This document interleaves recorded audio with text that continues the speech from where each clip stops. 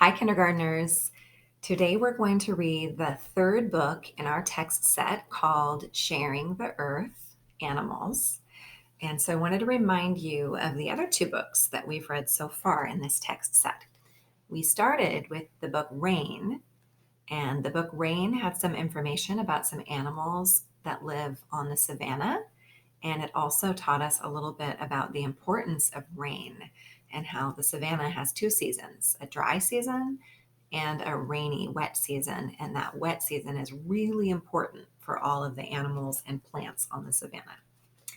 Then we moved on to this book, Actual Size by Steve Jenkins. And this book gave us some cool facts and information about the sizes of animals and showed us, remember, the actual size of different animals or different parts of animals so that we could imagine how big or how small those animals are compared to us if we saw them in real life. Today, we're going to read a book called Elephants Swim. Elephants Swim. And this book is by an author named Linda Capus Riley. And you might recognize the name of the illustrator. It's Steve Jenkins. Steve Jenkins was the same person who wrote and made the pictures for Actual Size. So he's the author and illustrator of this book, just the illustrator for this one. So he only made the pictures. And Linda wrote the words. So when you look at this front cover, how can you tell that that elephant is in water? Can you see what Steve did to help us to see that elephant's in water? I noticed a couple things. I noticed that we can only see a part of its body sticking up from somewhere. And then I noticed that Steve kind of put in these little ripples around the elephant to show that there's some water there. That's a good illustrator trick. Okay, so in this book, we're going to see a lot of animals, and they are going to be moving in the water in different ways. Some of them are going to be swimming, some will be floating, some will be sinking, some will be wading. You know what wading means? Wading is like just like walking, but into water. So, how do you prefer to move in water? Think about that. Do you like to swim? Do you prefer to float on the top of the water, or do you like to sink down to the bottom? Do you like to just wade, just walk into the water, maybe let it get up about to your knees or your waist? Think about that. So when we're finished with the book, I'm going to ask you to do a writing activity where you tell me how you prefer to move in the water. And when we're finished with the story, I'll tell you how I prefer to move in the water. Elephants swim.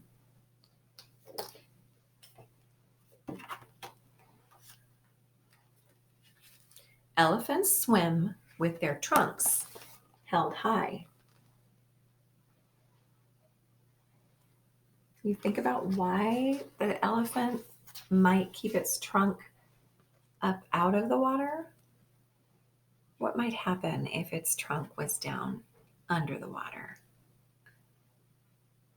I'm guessing it would get some water inside the trunk, which I know elephants do sometimes. Sometimes they suck up some water so they can spray it on themselves to keep cool or to clean themselves.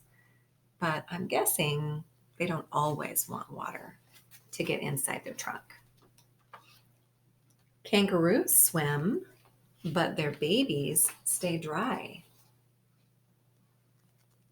I did not know that kangaroos go swimming.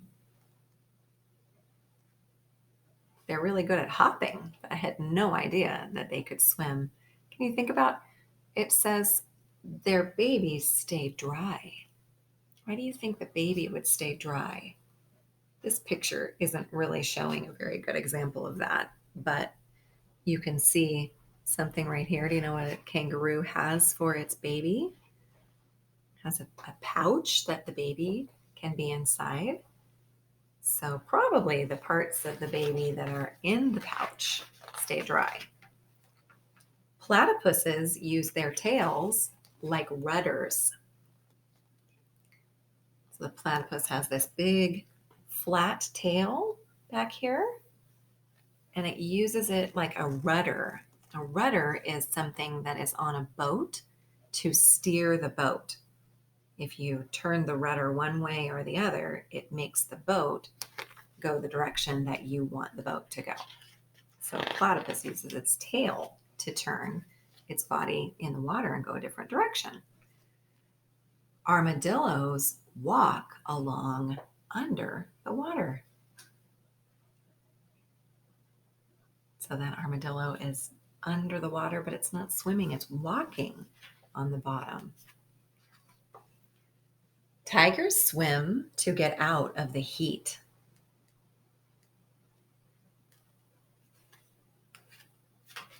Jaguars scoop up fish to eat. If you were using your hand to scoop something out of the water, what would your hands look like? You probably would make like a little bit of a cup to scoop with. I don't know if the jaguar is doing that or not. It looks like it's splashing. It might be trying to use its claws. Sea otters sleep in a cradle of kelp. Kelp. You can see some kelp all around. That's a plant that grows in the water. Squid swim backwards, jet propelled.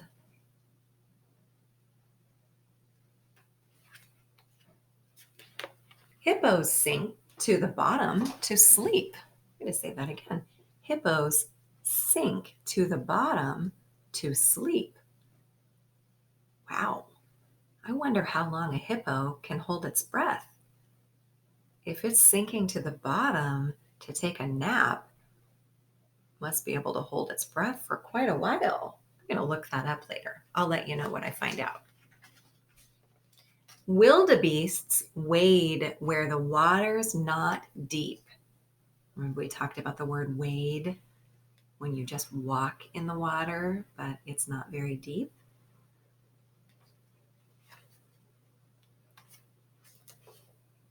Pelicans plunge straight down from the sky. Why do you think the pelican is doing that? Why is it diving into the water? You know what pelicans eat? Fish. So that's how a pelican goes fishing. Caribou glide with their heads held high.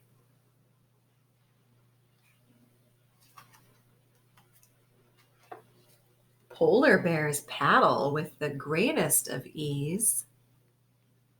I remember when we learned about polar animals, Arctic animals, and we talked about polar bears and what good swimmers they are. Sea turtle babies run straight to the seas. Did you know about sea turtle babies? The moms dig big holes on the beach and they lay their eggs in the hole and then they cover it up with sand. And then the mom leaves. So when the babies hatch from their eggs, they're on their own and they have to get to the water. If they don't get to the water, they won't survive. So they have an instinct that tells them once they hatch that they have to hurry to the water. Walruses sing as they swim along. And what do you think they're singing? I think they're singing Happy Birthday or Twinkle, Twinkle, Little Star. What do you think? Probably not. We know animals make different sounds to communicate. So a walrus makes sounds to communicate with the other walruses, and it sounds kind of like singing.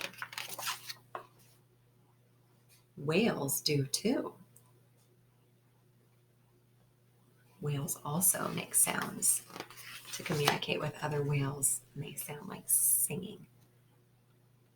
Ooh, what animal's feet are those? Those feet look like mine and yours, don't they? Those are human feet. So Linda ends this book by saying, how about you?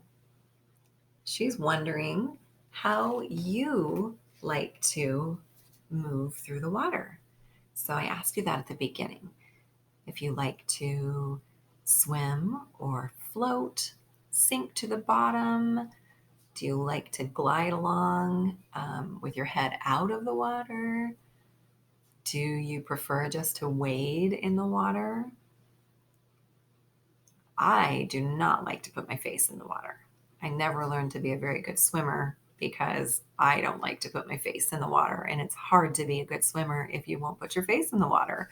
So I prefer to float and wade in the water.